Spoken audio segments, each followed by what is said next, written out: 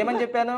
ఏమండి మాస్టర్ దుర్గాప్రసాద్ గారు, election date వచ్చిన తర్వాత అది కూడా చంద్రబాబు నాయుడు పుట్టినరోజు బేస్ చేసుకొని చెప్పాను నేను.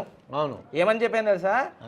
చంద్రబాబు నాయుడు గారు పుట్టినరోజు లోపు ఎలక్షన్ జరిగితే చాలా కష్టం అండి అన్నాను. ఆ తర్వాత అయితే ఇంకో రకంగా ఉంటుందని చెప్పాను.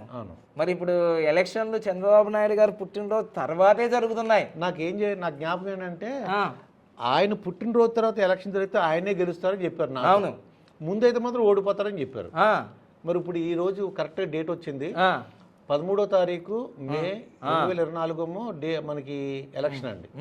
అనౌన్స్మెంట్ ఏమో జూన్ 4వ తారీఖు వచ్చిందండి 2024. కానీ ఎప్పుడైనా నీ మాట నెగ్గదు, నా మాట నెగ్గదు. నంబర్లు చాలా పవర్ఫుల్ అండి.